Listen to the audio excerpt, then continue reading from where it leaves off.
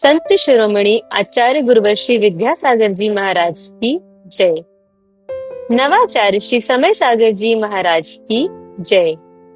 अरहम योग प्रणेता पूज्य मुनि श्री प्रणम्य सागर जी महाराज की जय। ओम अरहम नमः। स्वाध्याय प्रेमी बंधुओं, युग श्रेष्ठ आचार्य भगवान श्री 108 विद्यासागर जी महाराज के सरस्वती पुत्र अभीक्ष्ण ज्ञानोपयोगी प्राकृत विद्य अरहम योग प्रणेता मुनि श्री प्रणम्य सागर जी द्वारा रचित नई छड़ाला का अनूठा स्वाध्याय गुरु आशीर्वाद से सतत चल रहा है। हम आशा करते हैं कि ग्राफिक्स और एनिमेशन के साथ आप सभी को यह स्वाध्याय और इसमें दिया गया विषय अच्छे से समझ में आ रहा होगा। प्रथम दाल के स्वाध्याय में हम 4 गतियों के दुख क्रम से जान रहे हैं और उत्तम श्रावक कुल में एक स्वस्थ शरीर के साथ जन्म की दुर्लभता और इसे सार्थक कैसे बनाए को भी समझ रहे हैं। अब चलते हैं नई छड़ाला प्रथम ढाल की कक्षा की ओर। का महत्व समझते हुए आज हमने जाना मिथ्यात्व के कारण भव परावर्तन होता है और यह उपरिम ग्रेवियक तक जन्म लेने वाले मुनिराज के माध्यम से पूरे होते हैं। इस संसार में जीव भव्य भी होते हैं और अभव्य भी, मिथ्यात्व के साथ भी रहते हैं और सम्यक्त्व के साथ भी। उन सभी जीवों का परिणमन जानना संसार का स्वरूप कहलाता है, जो एक सामान्य सिद्धांत होता है, यानी किसी क्षेत्र, काल या व्यक्ति विशेष पर घटित नहीं होता। ये सभी चीजें हमेशा ऐसी ही बनी रहने वाली हैं, क्योंकि सिद्धांत सर्वकालिक और सार्वभौमिक होते हैं। इन्हें किसी व्यक्ति विशेष पर लागू करना, इनसे किसी भी प्रतिधारणा बना लेना अज्ञानता होती है। ऐसा नहीं होता कि भव परावर्तन करने वाले मिथ्यात्व छोड़ना नहीं चाहते। संसार तो ऐसा है, ऐसा था, ऐसा ही रहेगा, इसमें कोई कुछ नहीं कर सकता। इनमें ज्यादा दिमाग लगाने वालों से बुद्धि विक्षिप्त हो जाती है और एकांत मिथ्या दृष्टि भी हो जाते हैं, जैसे मुनि धर्म से विश्वास हटा लेना या एकांत धारणा बना लेना कि सब कुछ निश्चित ही है, तो हम क्या करें। सीखना जानना अलग चीज होती है और उसे समझकर पचा पाना अलग चीज होती है। हमें सिर्फ सिद्धांत को जानना चाहिए। संसार हमेशा इन्हीं सिद्धांतों के अनुसार चलता रहा है। हमें इनसे अपनी कषायों को मंद करना और अपने परिणामों को शांत रखकर स्व का ध्यान करना सीखना चाहिए। सिद्धांतों का यह प्रयोजन नहीं होता कि हम उनमें बहुत ज्यादा इन्वॉल्व होकर अपने अंदर परेशानी पैदा करें। जैसे द्रव्य परावर्तन का सिद्धांत बताता है कि हम जो भी भोग रहे हैं सब हमारी ही उगाल है। हम सब अपना और दूसरों का उच्छिष्ट ही खा रहे हैं। जिन पुद्गलों को हम भोग चुके हैं उन्हें ही बार बार भोगते रहते हैं। शरीर के योग्य ऐसे कोई भी पुद्गल नहीं बचे जिन्हें हमने भोगा नहीं हो। हम दूसरों के शरीर भी भोग चुके हैं। यह जानकर हमें रोगों से विरक्ति आ जानी चाहिए, उनसे आसक्ति हटानी चाहिए। सिर्फ एक मुनियों के भव परावर्तन को बताना विकृत मानसिकता है, स्वरूप को नहीं समझने का परिणाम है। हमें ओवरऑल पूरा स्वरूप समझना चाहिए। सिर्फ एक पोर्शन से अपने अंदर विकृति नहीं लानी चाहिए। सारे पंच परावर्तन ना बताकर केवल मुनि के अनंत बार ग्रेवियक में उपजना हाईलाइट करना या तो ज्ञान की कमी के कारण होता है या फिर गलत उद्देश्य से। यदि हमारा उद्देश्य गलत है तो इसका मतलब है कि हमारा प्रयोजन सम्यक ज्ञान से नहीं होकर मात्र वीतराग विज्ञान से है। 3 लोक में 4 हैं, मंगल शरण व श्रेष्ठ, अरहत सिद्ध व साधुगण, धर्म जैन जग ज्येष्ठ। तीर्थंकर जिन देव की, जिन वाणी को ध्याय, सर्वधर्म संक्षेप से कहूँ चित्त हुलसाय।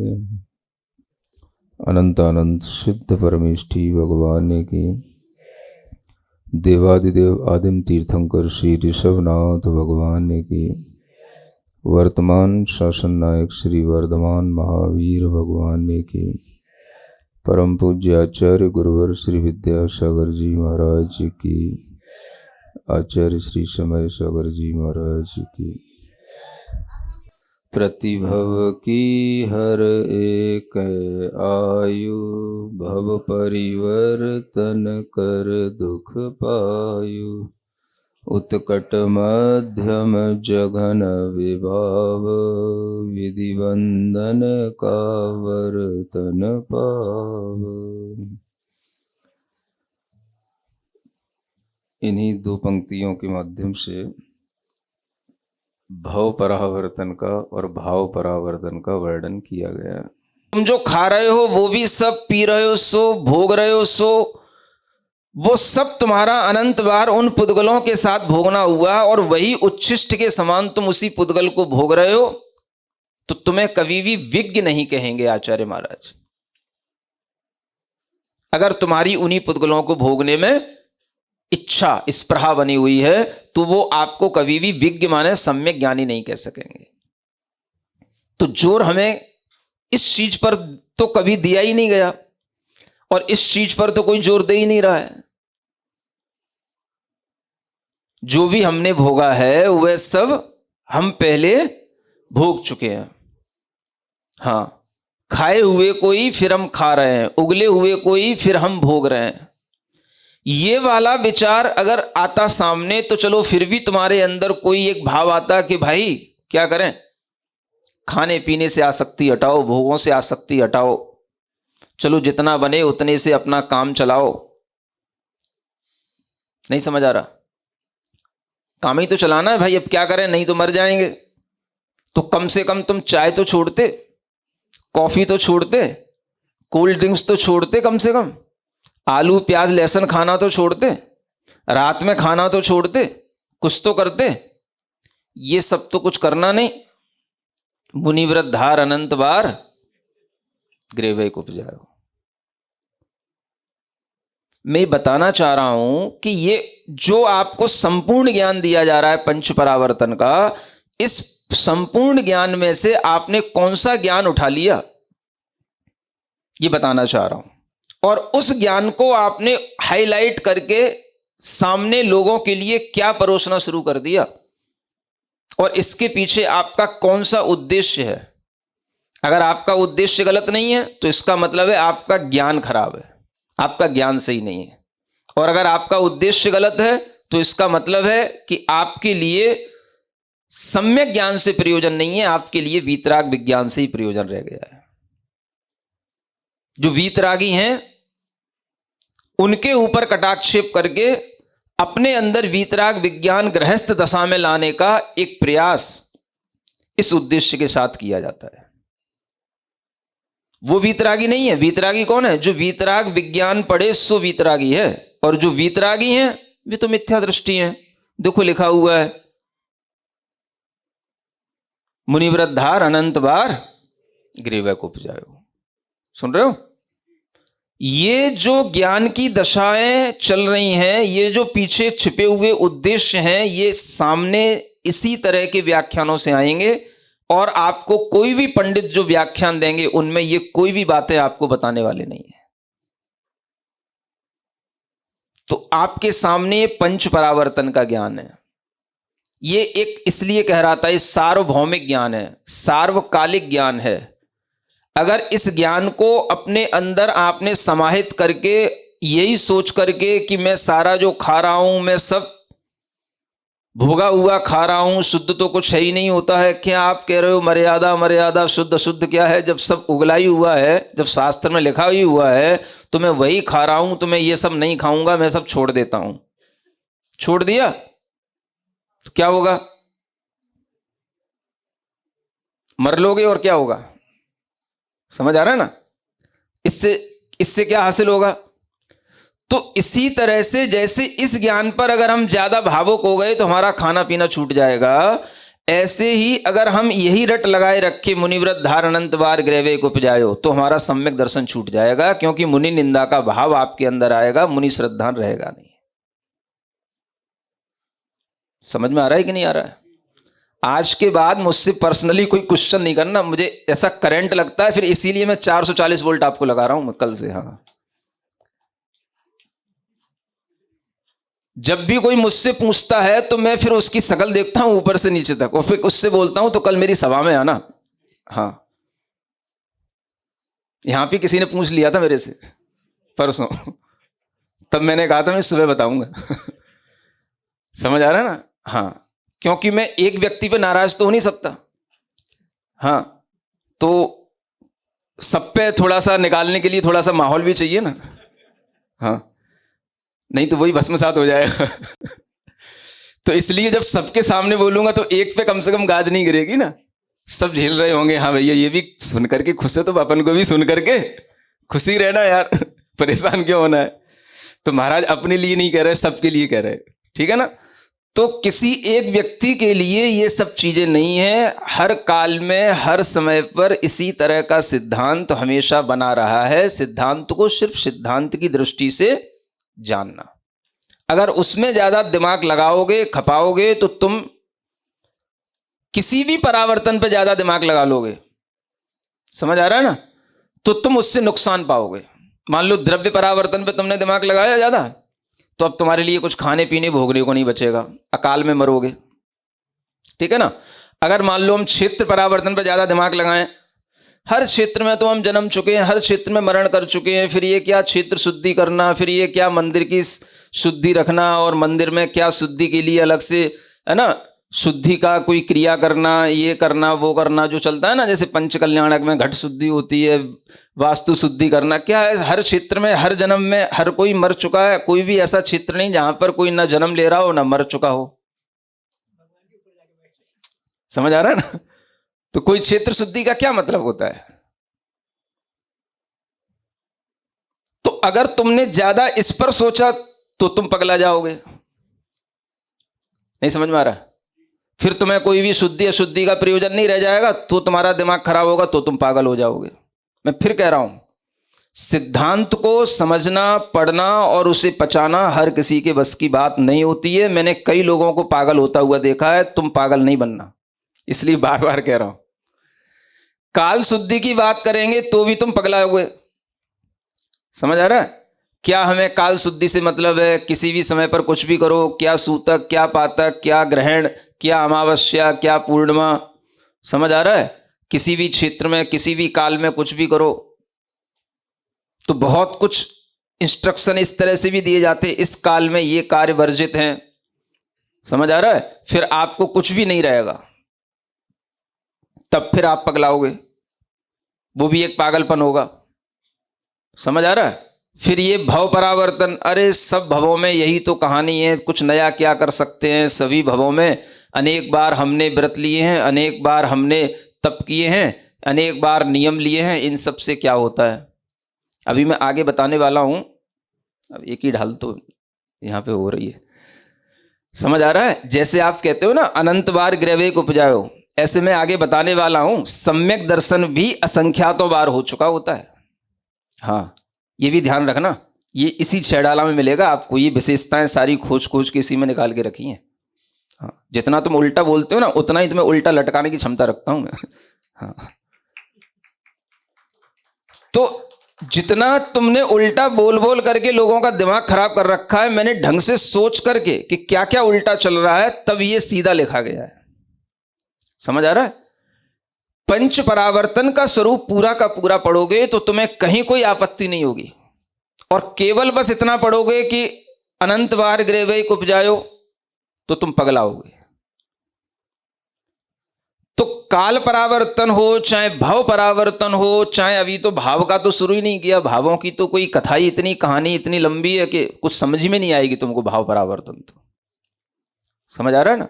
हाँ, ये तो थोड़ा समझ में आ भी गया कि काल परावर्तन क्या है, क्षेत्र परावर्तन है, भाव परावर्तन की कहानी ही अलग है।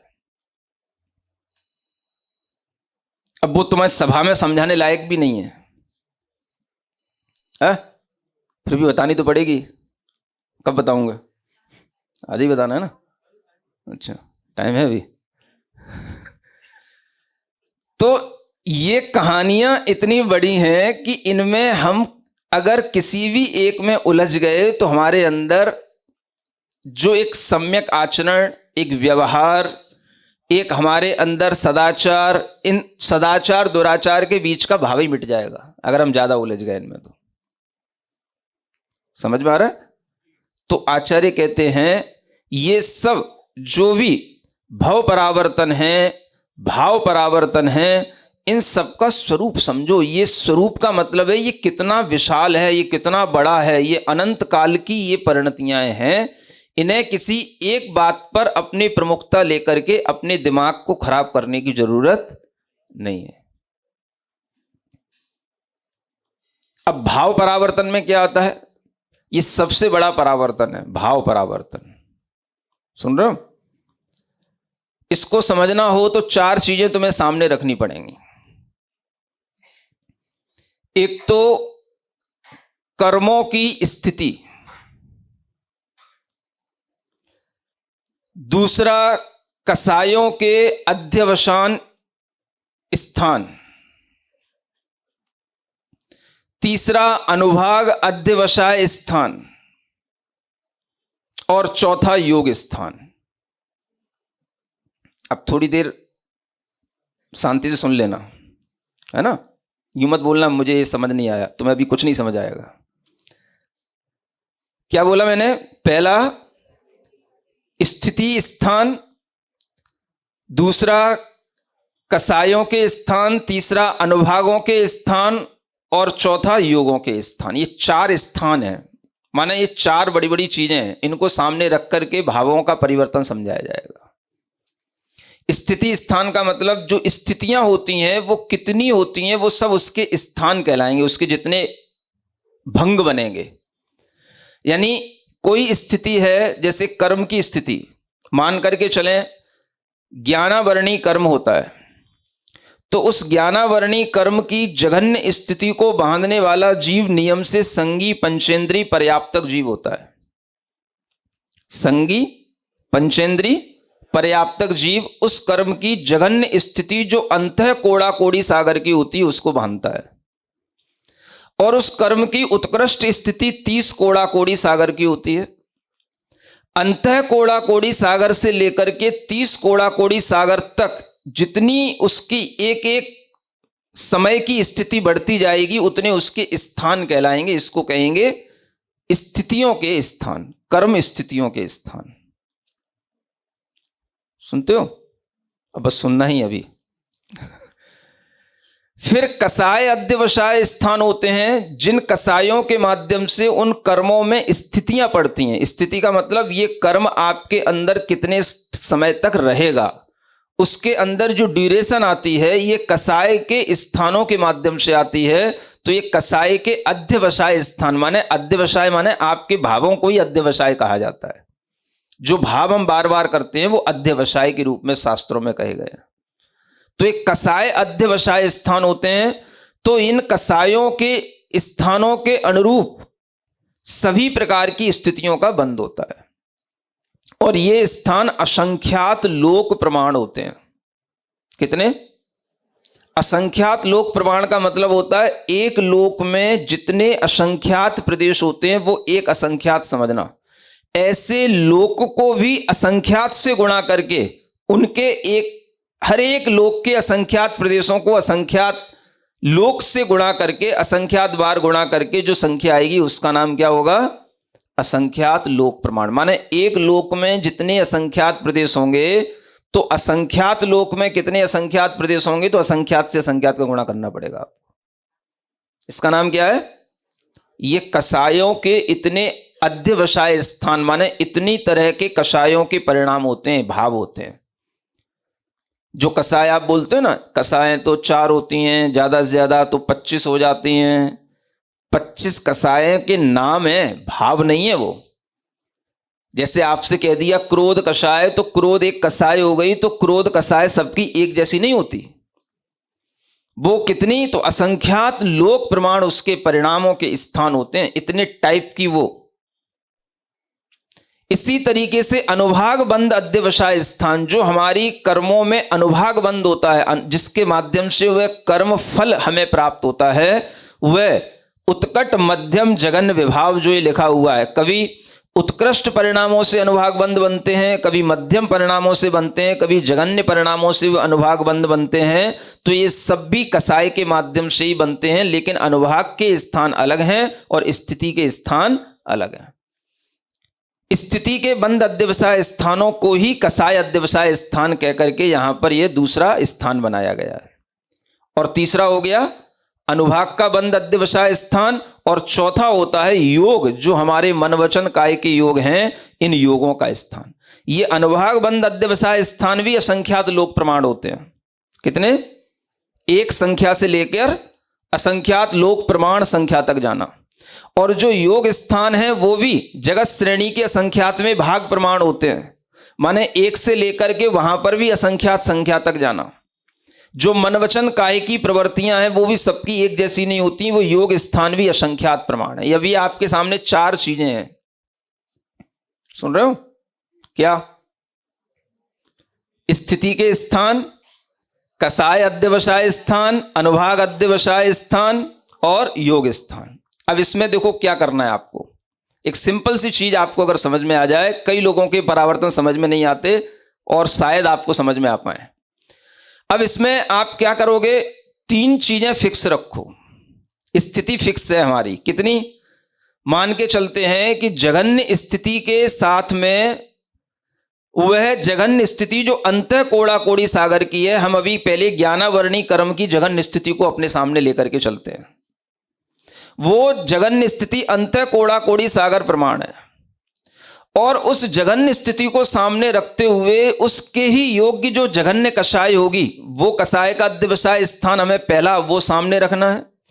उसी के योग्य जो जघन्य अनुभाग अध्यवसाय स्थान होगा वो सामने आएगा, जिसके कारण से वह जघन्य कषाय से जघन्य ही अनुभाग का बंध हो, और उसके साथ में योग स्थान भी जघन्य होगा, माने सबसे छोटा, पहला, सबसे कम वाला।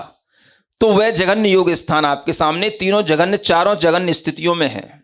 अब क्या करना, ये जो जघन्य स्थितियां है इसको अपने ध्रुव रखना, माने इसको स्थायी रखना है। इस स्थिति को, कसाय को भी स्थायी रखना है, अनुभाग को भी स्थायी रखना है, योग को पकड़ना है। योग के असंख्यात स्थान हैं, उनमें आपने एक तो स्थान ये बना दिया जो आपकी ये जघन्य स्थिति के साथ में कसाय और अनुभाग के साथ बन गया। अब योग का दूसरा स्थान पकड़ेंगे तो हम इस सब स्थिति, कसाय और अनुभाग इनके साथ घटाएंगे। फिर योग का तीसरा स्थान पकड़ेंगे, फिर उसको इन तीनों के साथ घटाएंगे, इन तीनों को ध्रुव रखेंगे, और योग के स्थान को हम तब तक घुमाएंगे जब तक कि वो जगत श्रेणी के असंख्यात में भाग प्रमाण योग स्थानों की पूर्ति इनमें ना हो जाए। सुन रहे हो ना? अभी तो ये एक चीज की पूर्ति हुई। अब क्या करेंगे, अनुभाग अध्यवसाय स्थान जो है, जो सेकंड लास्ट, इधर से तीसरे नंबर का, उस अनुभाग में दूसरा स्थान आ जाएगा। अब एक स्थान जगत श्रेणी के असंख्यात में भाग प्रमाण योग के पूरे हो गए, अब अनुभाग स्थान दूसरा आ गया।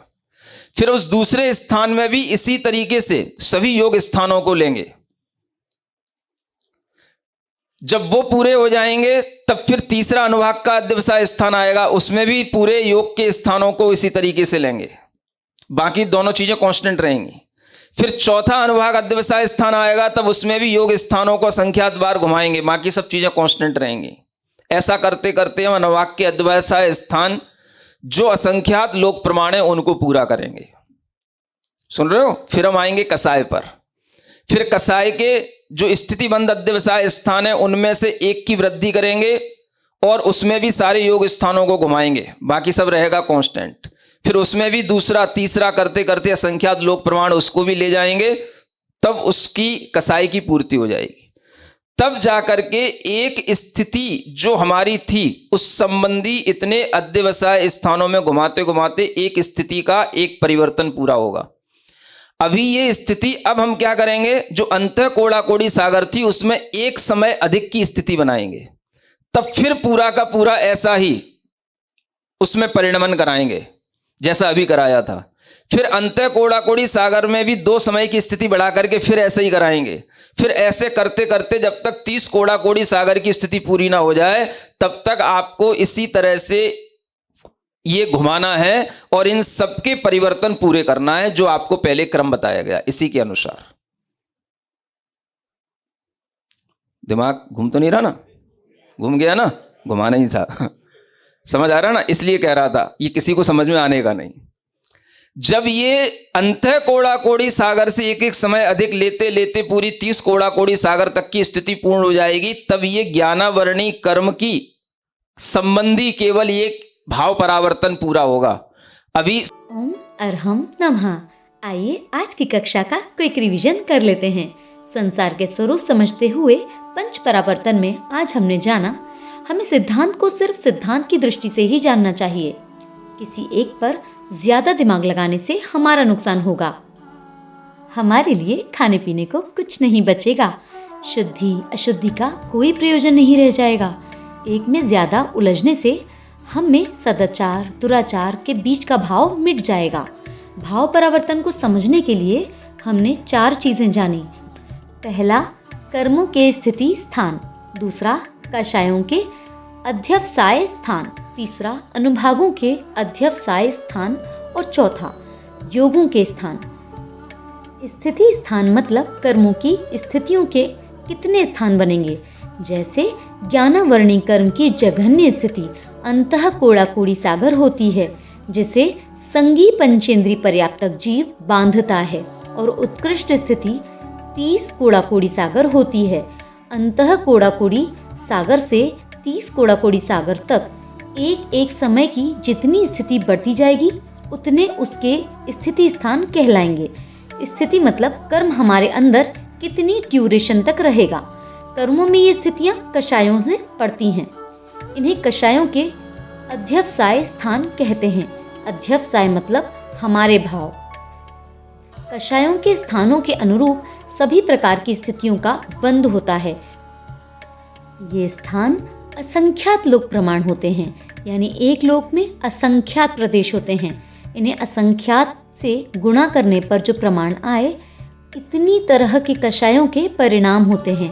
कषायों के नाम तो 4 या मैक्सिमम 25 हो सकते हैं, लेकिन ये कषाय सबकी एक जैसी नहीं होती। इनमें भाव असंख्यात लोक प्रमाण होते हैं। अनुभाग बंध मतलब जिससे कर्म हमें फल देता है। उत्कृष्ट कभी मध्यम तो कभी जघन्य परिणामों से कषायों के माध्यम से ही बंधते हैं, लेकिन अनुभाग के स्थान और स्थिति के स्थान अलग अलग होते हैं। अनुभाग बंध अध्यवसाय स्थान भी असंख्यात लोक प्रमाण होते हैं। हमारे मन वचन काय के योगों के स्थान योग स्थान कहलाते हैं। मन वचन काय की प्रवृत्तियां सबकी एक सी नहीं होती। यह जगत श्रेणी के असंख्यात भाग प्रमाण यानी असंख्यात प्रमाण होते हैं। भाव परावर्तन के लिए यदि हम ज्ञानावरणी कर्म की जघन्य स्थिति से शुरू करें तो उसके योग्य कषाय अनुभाग और योग सबके जघन्य स्थानों से शुरू करेंगे। स्थिति कषाय और अनुभाग को स्थिर रखकर योग के स्थान एक एक बढ़ाते हुए जगत श्रेणी के असंख्यात भाग प्रमाण स्थानों तक पहुँचते हैं। फिर स्थिति और कषाय को स्थिर रखकर अनुभाग का एक स्थान बढ़ाते हैं। अनुभाग के दूसरे स्थान में पहुंचकर फिर ये योग के जघन्य से जगत श्रेणी के असंख्यात भाग प्रमाण तक सारे स्थान लेंगे। ऐसे करते करते अनुभाग के असंख्यात लोक प्रमाण तक पहुंचेंगे। फिर कषाय का दूसरा स्थान बढ़ाएंगे और इसमें अनुभाग और योगों के सभी स्थानों को घुमाएंगे। इसे भी कषायों के असंख्यात लोक प्रमाण तक लेकर जाएंगे। तब कषाय की पूर्ति होगी और तब जाकर एक स्थिति का एक परावर्तन पूरा होगा। अब हम इस जघन्य अंत कोड़ा कोड़ी सागर स्थिति में एक समय अधिक की स्थिति बनाएंगे। फिर इसमें भी पूरा ऐसा ही परिणमन कराएंगे। ऐसे स्थिति बढ़ाते बढ़ाते 30 कोड़ा कोड़ी सागर की उत्कृष्ट स्थिति तक पहुंचेंगे। तब जाकर केवल एक ज्ञानावरणी कर्म संबंधी भाव परावर्तन पूरा होगा। सभी कर्मों की मूल और उत्तर प्रकृतियों के साथ में इसी तरह के परिवर्तन को पूरा करने पर एक भाव परावर्तन पूरा होता है। तो चलिए अब हम जिनवाणी स्तुति करते हैं, तत्पश्चात समय होगा आज के सवाल का। श्री जिणवाणी जग कल्याणी जग जन मदतम मोहरी जनमण हारी गढ़हर हारी जम जरा भव रोग हरि तिथ्य राणम दिव्य झुणिम जो पढ़ई सुणई मय्ये धारई राणम सौख मणंतम धैर्य सासद मोक्ष पदम पावई सासद मोक्ष पदम पावई। हम सभी को अपने पुण्य की अनुमोदना करनी चाहिए, क्योंकि जिन मुनिराज ने इस ग्रंथ की रचना की, उन्हीं के श्रीमुख से इसका स्वाध्याय करने का सौभाग्य हमें प्राप्त हुआ है, जो अपने आप में दुर्लभ है।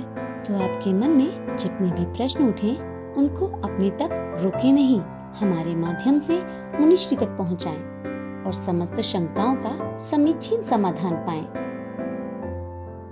अपने प्रश्नों को अंक के माध्यम से हम तक पहुंचाएं। आप सभी को हर कक्षा में मिलेगा अभ्यास प्रश्न, जिसके माध्यम से आप अपने ज्ञान को प्रगाढ़ बनाएं। आज का सवाल, जिसमें पुरस्कार जीतने का सुअवसर पाएं और अपने ज्ञान को नए आयामों तक पहुंचाने के लिए स्पेशल एक्टिविटीज में पार्टिसिपेट करें, जो आपको सप्ताह में एक बार अवश्य मिलेंगी। तो देर किस बात की, आज ही अपने बच्चों को, मित्रगणों को और परिवारजनों को इससे जोड़ें और अपना और उनका पुण्य बढ़ाएं। इस स्वाध्याय में अपनी चंचला लक्ष्मी का उपयोग करके प्रणम्य वाणी देवदूत बनने के लिए इस नंबर पर संपर्क करें 9310781008। नील छह डाला आज का सवाल प्रतियोगिता में आप सभी का स्वागत है। आज का सवाल है, योग स्थान कितने होते हैं? असंख्यात लोक प्रमाण, जगत श्रेणी के असंख्यातवें भाग प्रमाण, जगत श्रेणी के संख्यातवें भाग प्रमाण या संख्यात लोक प्रमाण। कल के सवाल का सही उत्तर है सही गलत की तर्क संगत नीति पूर्वक पहचान के लिए। अपना जवाब हमें कल शाम 5 बजे तक भेजें। 3 भाग्यशाली विजेताओं को मिलेंगे आकर्षक उपहार। अपना जवाब भेजने के लिए QR कोड स्कैन करें या लिंक पर जाएं। ओम अरहम नमः।